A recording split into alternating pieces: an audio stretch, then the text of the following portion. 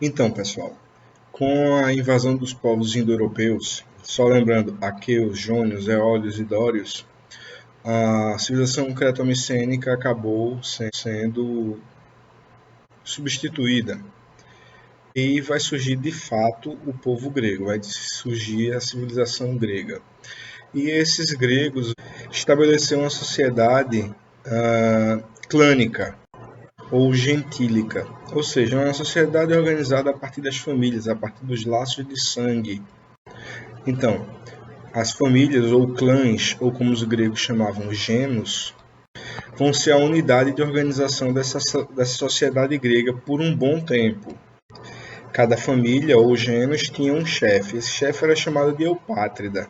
E cada família se estabelecia num território em que as outras famílias acordavam. Né? Cada família tinha um território para si.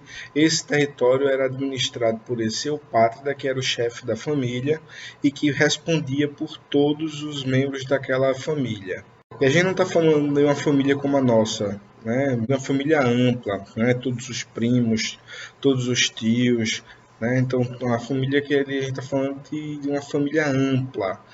Todo mundo dessa família obedece a esse eupátrida. E o território é da família. Acontece que com o passar do tempo esses eupátridas vão ficando mais poderosos, mais fortes, né, dentro daquela estrutura e vão selecionando as melhores áreas de plantio, de criação para si, para sua família mais próxima e deixando os parentes, né, mais distantes em áreas menos digamos assim, férteis.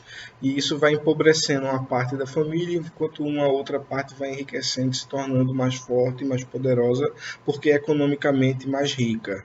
À medida que essa civilização grega vai crescendo, eles vão acabar fundando as cidades, que eles chamam de polis. As polis gregas são cidades-estado, ou seja, são cidades que são independentes uma da outra. Então, você tem o povo grego, mas esse povo grego ele é dividido em cidades, e essas cidades são independentes. Então, o povo grego luta contra o povo grego se eles tiverem a fim de fazer uma guerra. Você vai ter cidades gregas que, apesar de serem o mesmo povo, falam a mesma língua, têm a mesma cultura, adoram os mesmos deuses, mas nunca se entenderam. É o caso, por exemplo, de Atenas e Esparta. O centro da polis grega é a Acrópole.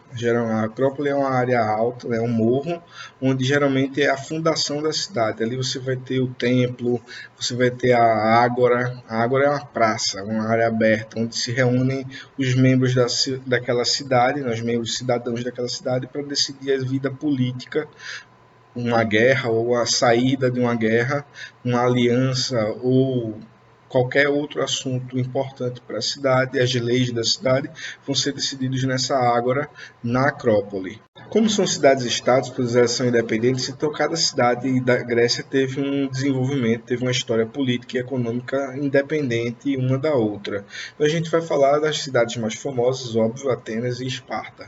Começando por Esparta, que é uma cidade que fica na região grega chamada Peloponeso, essa cidade, a cidade é uma sociedade, digamos assim, conservadora. Você não vai ter muitas mudanças na estrutura política. Por quê?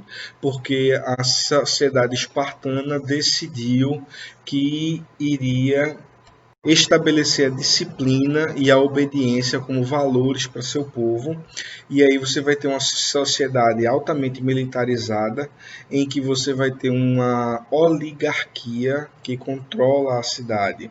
E você vai ter uma coisa bem diferente de outras cidades, né? Então todo o território daquela cidade, ele não vai ter um dono, não vai ter uma pessoa, não vai ser uma propriedade privada, vai ser da cidade, vai ser dos espartanos. Os espartanos são considerados nobres, é a casta mais poderosa, é quem controla tudo na cidade.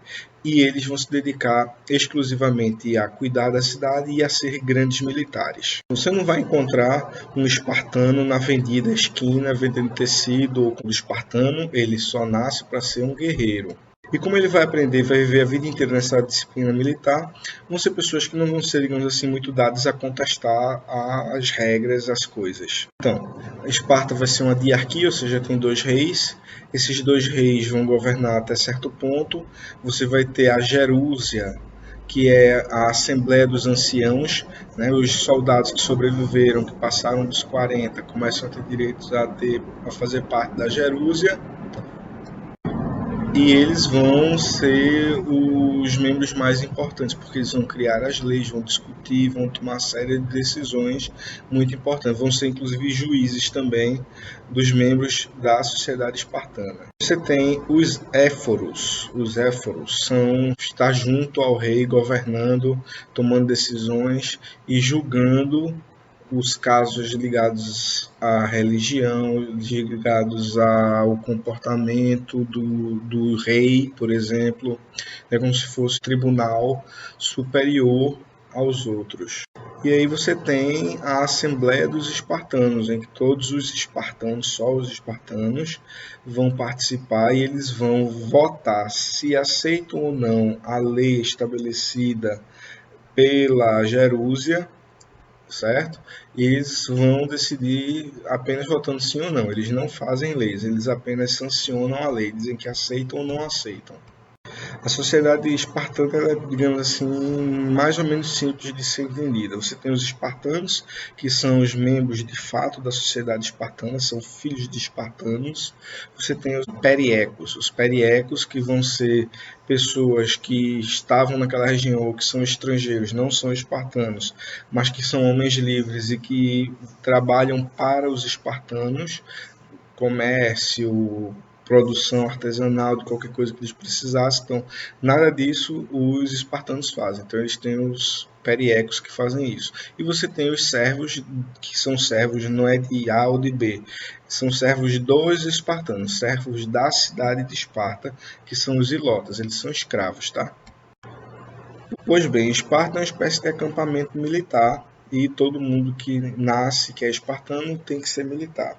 Vai ser uma civilização extremamente rígida e o serviço militar, né? O garoto sai de casa aos 7 anos e só volta para casa depois dos 40, podendo se casar ali a partir dos 18, 20 anos, mas ele vai viver mais com os outros soldados do que com a própria família. Agora, Atenas. A história de Atenas já é bem mais complexa. Por quê? Porque Atenas vai prezar não apenas